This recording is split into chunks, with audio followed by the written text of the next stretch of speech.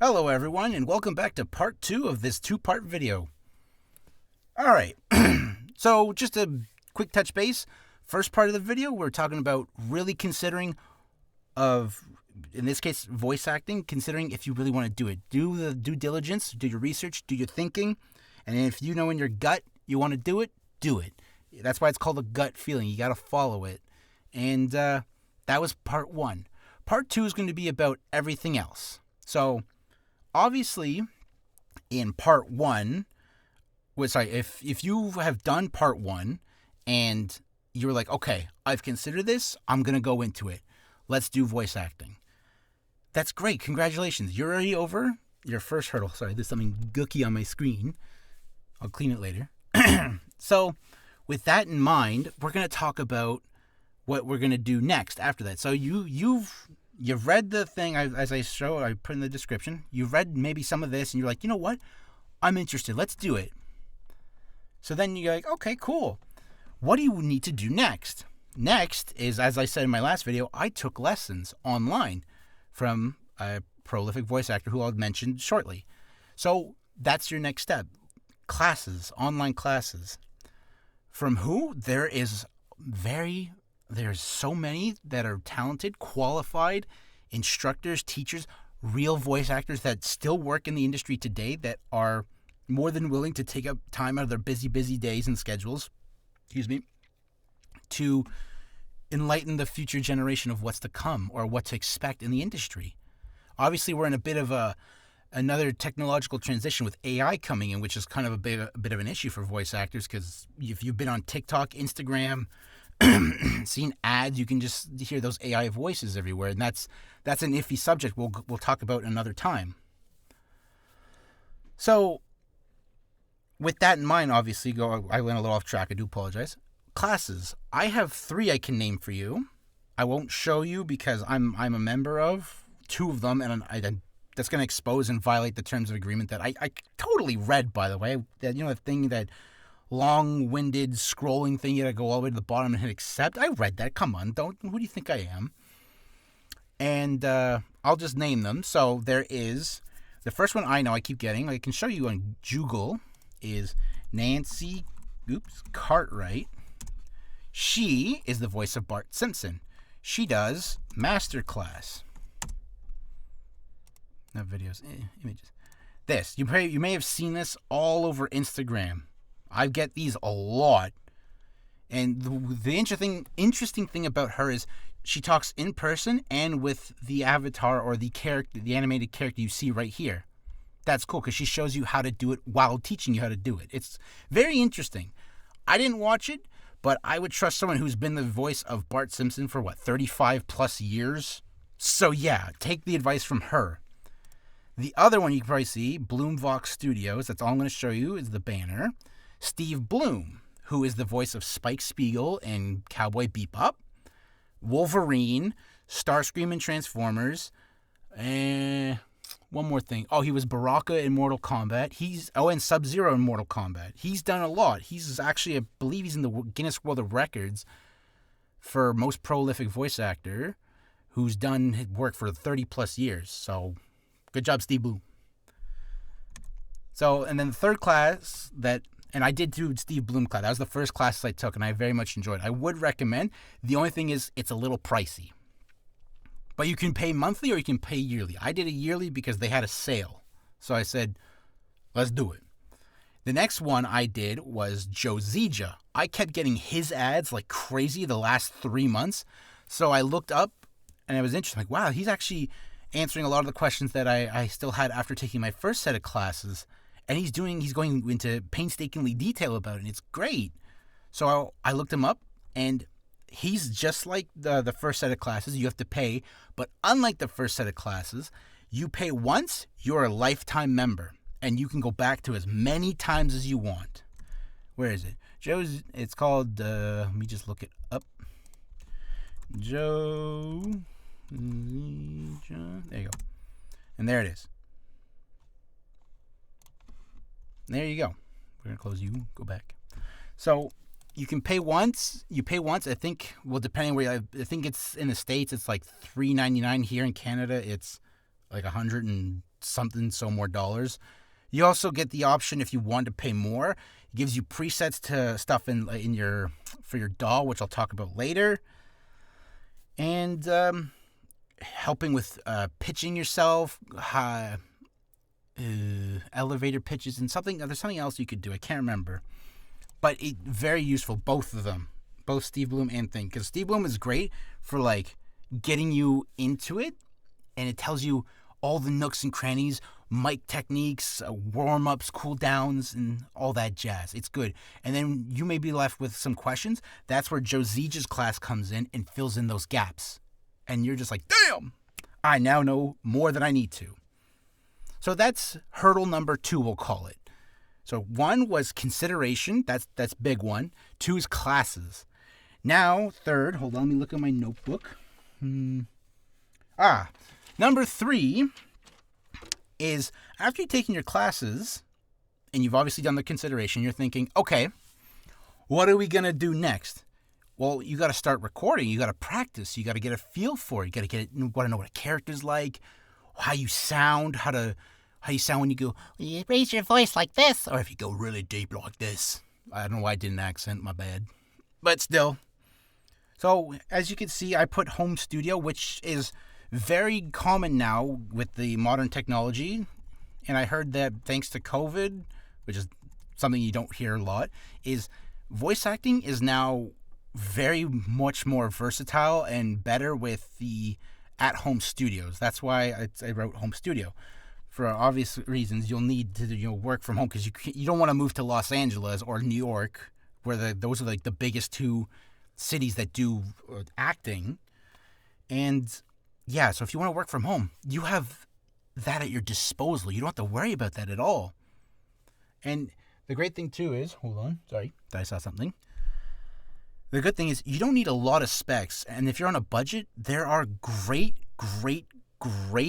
things you can do that help that, are great equipment that are reasonably priced. So the first thing you will need is a computer, ready, the specs, with an SSD, not HDD, of 500 gigabytes or more if you want, and 8 to 16 gigabytes of RAM. And it doesn't matter if it's Mac or PC. The only thing I heard a lot of through videos and things I've looked up after this is if you use a laptop, which is highly recommended, make sure it has a quiet fan noise. That's all. Okay. So next you're thinking, all right, I got the computer. I have something like that. It's good enough. So next thing you'll need is a digital audio workshop or DAW. In this case, that's what this is, Audacity.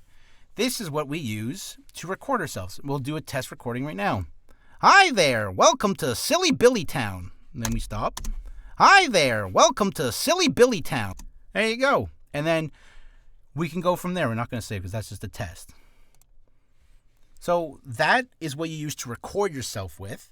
Now you're thinking, okay, well, what about the thing you speak into? The microphone. The microphone. There are 3 types of microphones. 2 that I know of, which I'll talk about mics a little bit later, but just to break it down real quick, is there's 2 types they use in voice acting. One's called a shotgun mic. It's like a really long, thin tube. That's more for commercials and promos, and it picks up literally your mouth. You speak like this, like right at the end. And that's all, and it cuts everything else out. Then you have the one I have, which is a condenser microphone. That's generally used for voice acting. And then you're thinking, okay, I now have Audacity. Let's just say I have Audacity because I use it.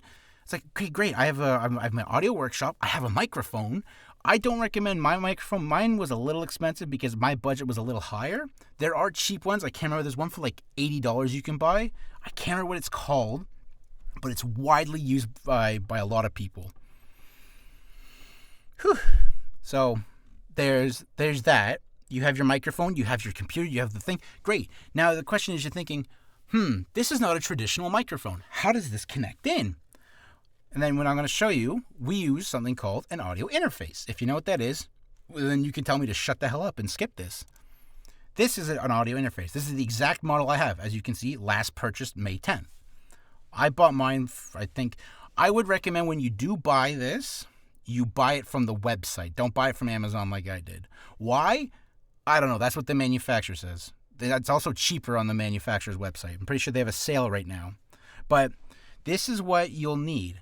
So right here where my cursor is, that's your XLR cord that plugs into the interface. Then you get the cord going around. For me, it's down, under, then up and into the microphone. Neato burrito, right? That thing where it says 1 gain, that's the volume of which it'll pick up or register your voice. If it blinks green, it means you're being picked up and it's clear, it's clean.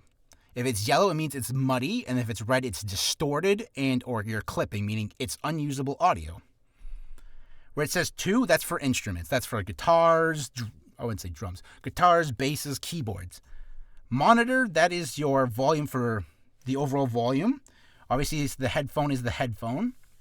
That green connection symbol means your thing is connected perfectly. If it's red or yellow, it means it's not connected perfectly. Just, mess around. And direct monitoring is when you have headphones, or in this case, monitors, which I'll talk about next, is it lets you hear yourself talking so you know what you're saying or what's being recorded. I've been using it a lot recently. Really good. You need the 48 volts to obviously power it on. And Air's phantom power. That's phantom power at 48 volts. The Air is your preamps. I don't know what that is. I don't do it too much. I fiddle around sometimes. I don't hear a difference. Maybe because I'm a ding-dong. I don't know. So that's your audio interface. I broke that down when I wasn't supposed to. Next are your headphones, or as I said, monitors. You're going to hear that a lot when regards to voice acting. Hold on. Like, man, my monitors, they're not working well. And then you need a good monitor, set of monitors. You're thinking, I just bought a brand new monitor. Like, what do we need? Monitor in this sense means speakers, or in my case, headphones. I bought Sennheisers. They're studio grade. They were like $280. Don't recommend buying them that much. You can buy cheaper ones that are just as good. Why? Because, again, I jumped the gun. 6, this is optional. 6, this is optional. I built a booth because, well, I didn't have any closet space. And there's a lot of space in my house that I live in with my parents that is just, being unused. And I said, hey, can I build a booth? And my mom was like, ugh. My dad was like, sure. So me and him, we used a lot of old scrap wood that he had. That's where I saved a lot of money. Anything else I did buy with my own money. We built it together. I soundproofed it myself, installed the light, I installed all the equipment, and yeah, there's that. So here's something. So that's all you need equipment-wise. Now, you also see up here, marketing I put for social media. That's the next thing you can do. Or you can do this on the side. When you're starting out with voice acting, you've got all of your equipment and you're ready to go. You need to start promoting yourself out there, especially when you're starting to work. You need to you got to start from zero, and you got to find some work where people will be like, I just need someone to do this 30-second script read for instructions for my e-learning class or something. You say, okay. They say that the pay is $200. You say, sure, I can do it for $200. You read it. That's great. You need the number one thing you need. This is number one. Where's hashtag? Number one. Ooh, that's number one. You need a separate email for voice acting. I would say keep, because that's for professional use only. I have one. I made one. YouTube channel, that's up to you. I'm doing a YouTube channel for this purpose. You need social media, Instagram, TikTok, Twitter, X. I heard LinkedIn you could do. I haven't done it. I don't even know why I have this highlighted. Facebook I don't really use because, well, I don't want to. Website, I have a web domain. I even have a Wix account. I haven't touched the process of creating it yet. But it's going to get started soon. I want to get it started by the end. I want to get it done by the end of the year, if that's even possible. Demo reel. Demo reel is a reel of you doing, in this case, at least a minute long. It can be longer. A minimum of 10 different and unique voices. Creative, fun, serious. And this is very important, this part. separate reels for promos, commercials, and animation and interactive. You can do promo commercial together as far as I know, but animation and interactive, keep it separate. Keep all of them separate. So promo and commercial can be one, animation another, interactive a third. What's interactive? For games. So now you may be thinking, if I just do this, will it be enough? Well, it depends on how big you're willing to go. Remember, the sky's the limit, but are you willing to go as high as the sky? So in this case, I put to get myself out there to one, like I said in my first video, to break my uncomfortableness of being on camera. I hate it. You can probably see and hear me being all fidgety, fast speaking, rambling, mumbling, stuttering, and so on and so forth, moving my hands like a dinosaur. I need to break out of that comfort. That's one thing for me. The other one was I need exposure. I need to get myself out there. I need to show who I am, why I want to do this, and how serious I am. So as you can see, planning on recording my journey of voiceover work and putting it on YouTube. More exposure. I don't know why I'm a separate sentence. Possibility of reaching out to other folks in the industry that's willing to listen/watch and may be willing to lend a helping hand or give advice. I'm a little skeptical on that. I just put that for whatever sake. And then this is the main purpose. It's to show those that have considered it a helpful nudge as to what it's like coming from my perspective, a newbie, a rookie, a novice, as well as just join me on this journey. If you want to take it up, join me too. We can go together. Well, we don't have to hold hands, I promise. It's okay. And then obviously, learn new things, try new things, and hell, be a part of the fun of anything. I missed the word fun. And that's that. We don't have to go into this. When I was showing you what it is, when I was showing you what the audio interface is, I basically did this. And then this is something we're going to do in the future, is recording practices. So obviously for practicing around before doing any real work, this is good. You should do this. I would recommend it. Is read the following, and while reading, throw yourself into the mood, the attitude, or the idea of what you would think of when reading these. So in this case, hygiene products, toothpaste bottles, shampoo bottles, mouthwash, body wash, they're all good for commercial use. So in this case, let's say I'm not sponsored. Disclaimer, I'm not sponsored. I'm reading this Real Canadian Water. It says, Real Canadian Natural Spring Water. Or in the French, Eau de source naturelle. That's Italian. I don't know why I did that. But still, that's the gist of that. I didn't do this. It does help with medical readings, which you could be getting jobs for. You're doing that. Those are mouthfuls. I've tried one. You got to do the medical term of stuff, and it's like playing tongue twister tag. The best way I can describe it. This we'll be doing. I practice it. Cookbooks and recipes, as you can see. As Steve Bloom said in class, make it sound tasty or delicious. You want to entice the listeners to eat the scrumptious food. This is something I made up myself. Well, I didn't make up, but I got the idea for. And I did this when I was on my phone. I would take DVD cases over here that my dad has, and I would just read. So in this case, I had the Mask, and I just wrote, The Mask, starring Jim Carrey and Cameron Diaz. And I read the back. It was like, watch out this wacky movie with blah, blah, blah, blah, blah. Get into that mood. Get into that feeling. Don't be ashamed. Don't be afraid. Remember, you're doing this for fun. That's the whole point. You got to get into character. You got to have some fun. You got to have the cojones. You know what I'm saying, brother? Next one. This is something I thought we could do. It's going to be a little cheesy, but kind of funny.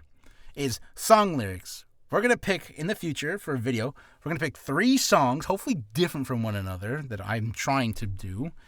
We're going to read them, not sing them. That's why I wrote non-melodically. If that's even a word. Sure, it'll sound odd, but it'll flex your muscles, help with enunciation, vocabulary, and again, remember to have fun with it. You can also, just for shits and giggles, increase or lower your pitch, speak fast, speak low, and many other things to do.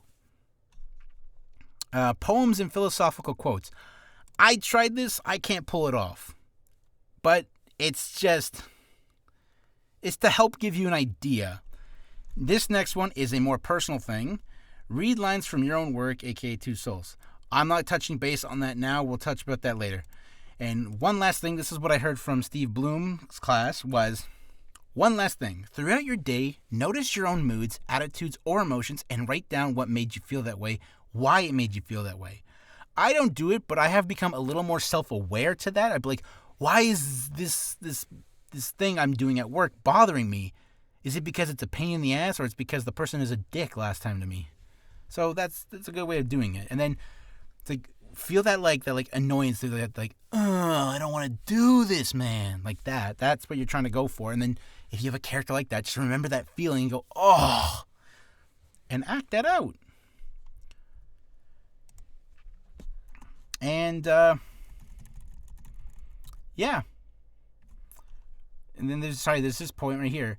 For each read, this is, I'm pretty sure this is what I was told from both classes, is for each reading you're doing, do this for yourself when you're practicing, as well as do it if you get a job that requires you, that they say, hey, can you do a different voice, obviously, but like always do your reads in 2 takes. Your first take, do it normal so that you find your authentic neutral. What is your authentic neutral? Your authentic neutral is you speaking to everyone you know, or just your natural speaking voice. For me, it's this. I don't know what it sounds like. People say it's slightly higher pitched, which is kind of unsettling for me, but what can you do? And that's the whole point, is you got to find your authentic neutral, then you can play around with that.